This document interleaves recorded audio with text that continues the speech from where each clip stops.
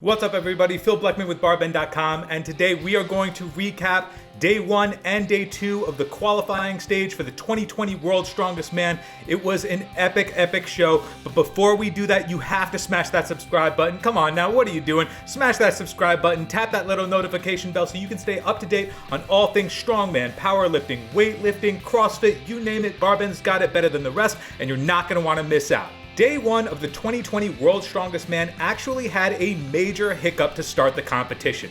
The first day of competition was actually canceled and pushed back a full day due to inclement weather, causing the competition not to be safe to handle outside. So they ended up moving the competition indoors, but they weren't able to actually start the competition on Wednesday as planned. They had to wait and start the competition on Thursday. That meant that all of the strongmen were going to have to adapt. Even though they were ready and primed to go on Wednesday, they had to wait an additional day, and all of the equipment had to get loaded indoors for competition to begin on Thursday. Once everything was taken care of, the competition did get underway, and it was awesome. So the biggest news coming out of Day 1 was Oleksii Novikov's insane distance on the farmer's carry. The farmer's carry was the one event that all 5 groups each had to compete in, and Oleksii Novikov had the farthest distance with 57.54 meters. It was an epic showing. The other big news coming out of the farmer's carry was Evan Singleton's carry. He actually won his event by 25 centimeters because at the very end of his walk, he lunged forward to give just a little bit more distance before dropping his logs. An insane move that was definitely not something he planned to win his event. It was a very big deal and a big win for one of the youngest competitors in his first World's Strongest Man competition. The next 2 events in Day 1 were the squat and the deadlift. Now, some groups were competing in the deadlift, other groups were competing in the squat. The strongmen coming into the competition didn't know which group that was going to be, so they really had to prepare for both events. Here's how it played out. Dominant performances by the Canadian JF Caron and Jerry Pritchett of the United States. Both of those guys won both their farmer's carry and their respective positions in the deadlift and the squat. JF Caron actually basically secured his position to go to the finals after Day 1, as did Pritchett, because they had won both of their events, giving themselves a sizable lead so they could take it easy on Day 2 events. We'll get there. Those are the big moments that happened in Day 1.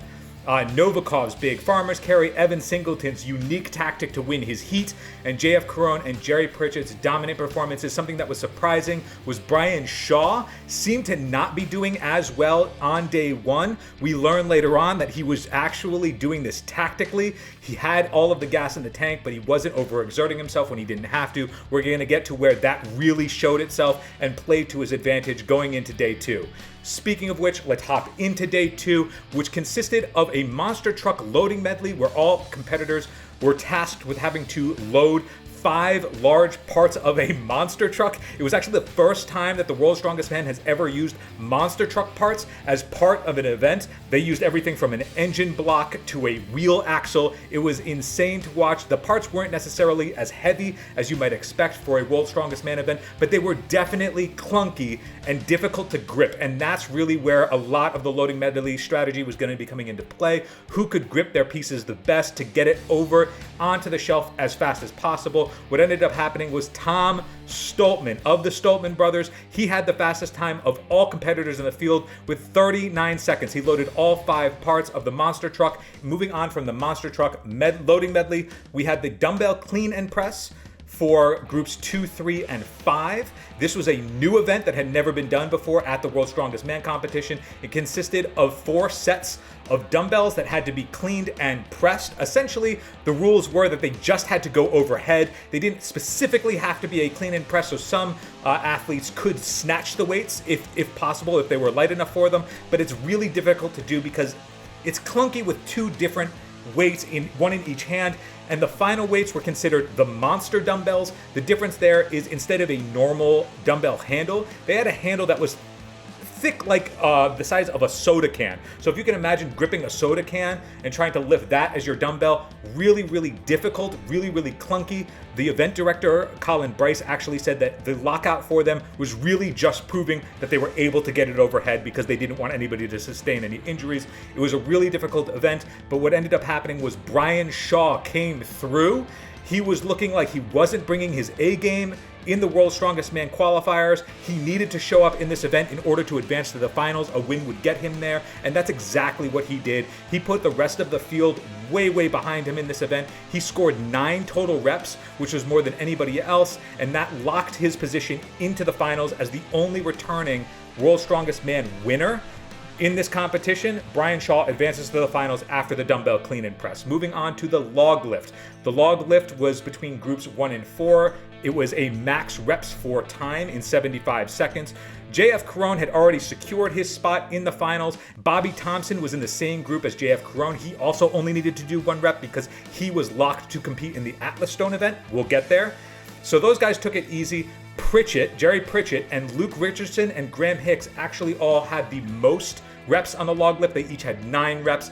Very impressive showings from them on the overhead. So, Pritchett, Caron, Shaw, Novikov, and Ferris, Kevin Ferris, those are your 5 winners in each group. They lock spots in the finals and are all focus turned to the Atlas Stone event. What's the Atlas Stone event? Well, originally, the Atlas Stone event was going to be the last man standing stone over bar event that they did in 2019. If you haven't seen that video, please go back and watch Trey Mitchell's battle where he lifted the stone, I believe it was 16 times in the stone over bar. An unbelievable feat of strength. If you haven't seen that video, you should go back and watch it.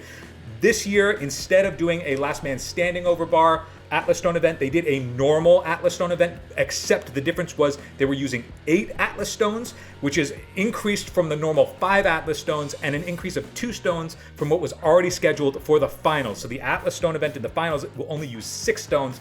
This event used 8 stones. For clarity, this was a head-to-head battle with the 2nd place and 3rd place finisher in each group. The winner got a spot in the finals. So you have your 5 group winners and then the 5 winners from each of the head-to-head in the Atlas Stone event. Here's how it broke down. Tom Stoltman, the world record holder in the Atlas Stone, was the only one to complete all 8 stones. He did it in an incredible 39 seconds flat. This man can move. He was insanely fast on the loading medley, insanely fast here on the Atlas Stone. He secured his spot, beating out Maxime Boudreau to go to the finals. Amazing performance by Tom Stoltman. He'll be somebody to watch in the finals. The rest of the breakdown went like this. Adam Bishop of Britain defeats Mikhail Shavlyakov in the Atlas Stones. Aivars Smaukstelis, I hope I didn't butcher that, Aivars Smaukstelis beats Terry Holland to advance. Luke Richardson, the youngest competitor in the field at 23 years old, he defeats favorite Robert Oberst. And Graham Hicks of Great Britain beats out Bobby Thompson. So those are your finalists. To recap, Kevin Ferris, Jerry Pritchett, JF Caron, Brian Shaw, and Oleksii Novikov as your 5 group winners. And Adam Bishop, Aivars Smaukstelis, Luke Richardson, Graham Hicks, and Tom Stoltman advanced through the Atlas Stones. Those are your 10 finalists. If you haven't heard yet, here are the events that we are going to see in the finals. It is a loading medley, a keg toss, an overhead log lift ladder, the Atlas Stones, of course, a Hercules Hold, and even though Mark Felix, who was competing in the field, didn't advance to the finals, you are going to get a chance to see him compete in the Hercules Hold event because he's going to attempt to break his world record. So even though he's not competing in the finals, he will get a shot at the Hercules Hold. The last event of the finals is going to be a silver dollar deadlift, aka an 18-inch or partial deadlift. The only winner remaining in the field, the previous winner remaining in the field, is Brian Shaw. He was the only previous winner in the field coming into the World's Strongest Man competition. We'll see if he can defend and become a record-tying 5-time World's Strongest Man, or if somebody else is going to claim their first title. It is going to be epic. If you want to read more, head over to barbend.com. If you are excited as we are to see who is going to do well in the finals, let us know in the comments. We are going to cover all of it, so you won't miss any beats. The second we find out any results, you will hear from it at barbend.com. Until then, I'm Phil Blackman. We'll catch you next time.